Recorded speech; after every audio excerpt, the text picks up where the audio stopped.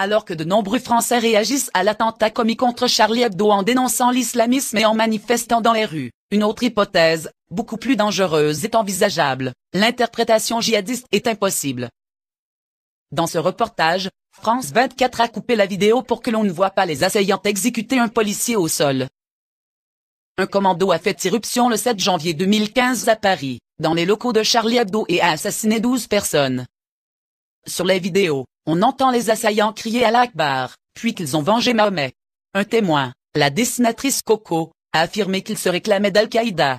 Il n'en a fallu pas plus pour que de nombreux Français dénoncent un attentat islamiste. Or, cette hypothèse est illogique. La mission de ce commando n'a pas de lien avec l'idéologie djihadiste. En effet, des membres ou des sympathisants des frères musulmans, d'Al-Qaïda ou de Daesh ne se seraient pas contentés de tuer des dessinateurs athées, ils auraient d'abord détruit les archives du journal sous leurs yeux, sur le modèle de ce qu'ils ont fait dans la totalité de leurs actions au Maghreb et au Levant. Pour des djihadistes, le premier devoir c'est de détruire les objets qui, selon eux, offensent Dieu, puis de punir les ennemis de Dieu. De même, ils ne se seraient pas immédiatement repliés, fuyant la police, sans avoir achevé leur mission. Ils auraient au contraire terminé leur mission, dussent-ils mourir sur place.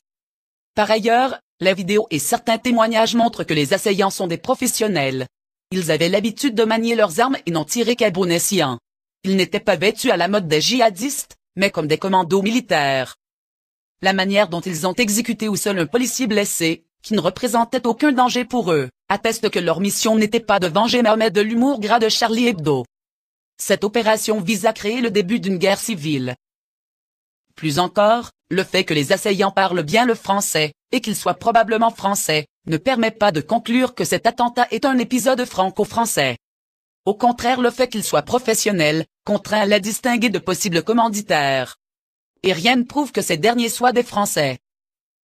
C'est un réflexe normal, mais intellectuellement erroné, de considérer lorsque l'on vient d'être attaqué que l'on connaît ses agresseurs. C'est le plus logique lorsqu'il s'agit de criminalité normale, mais c'est faux lorsqu'il s'agit de politique internationale. Les commanditaires de cet attentat savaient qu'il provoquerait une fracture entre les Français musulmans et les Français non musulmans. Si les musulmans de France condamneront sans aucun doute cet attentat, il leur sera difficile d'éprouver autant de peine pour les victimes que les lecteurs du journal. Cette situation sera perçue par certains comme une complicité avec les meurtriers. C'est pourquoi, plutôt que de considérer cet attentat extrêmement meurtrier comme une vengeance islamiste, contre le journal qui publia la caricature de Mahomet, il serait plus logique d'envisager qu'il soit le premier épisode d'un processus, visant à créer une situation de guerre civile. La stratégie du choc des civilisations a été conçue à Tel Aviv et à Washington. Ce n'est pas au Caire, à Riyad ou à Kaboul que l'on prône le choc des civilisations, mais à Washington et à Tel Aviv. Les commanditaires de l'attentat contre Charlie Hebdo n'ont pas cherché à satisfaire des djihadistes ou des talibans, mais des néoconservateurs ou des faucons libéraux. N'oublions pas les précédents historiques. Nous devons nous souvenir qu'au cours des dernières années, nous avons vu les services spéciaux états-uniens ou de l'OTAN tester en France les effets dévastateurs de certaines drogues sur des populations civiles.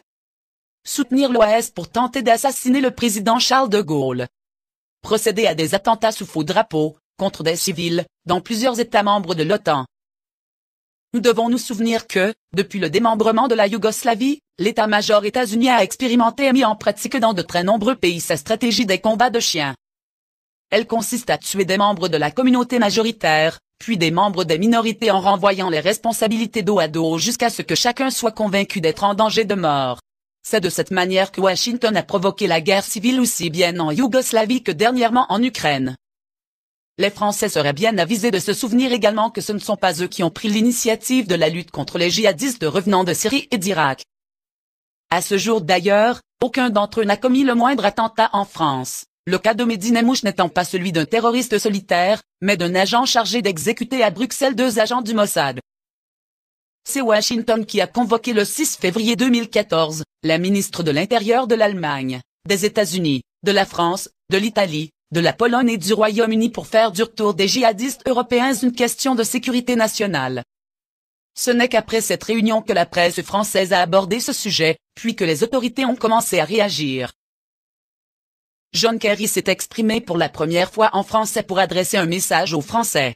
Il dénonce une attaque contre la liberté d'expression, alors que son pays n'a cessé depuis 1995 de bombarder et de détruire les télévisions qui lui faisaient ombrage en Yougoslavie, en Afghanistan, en Irak et en Libye, et célèbre la lutte contre l'obscurantisme.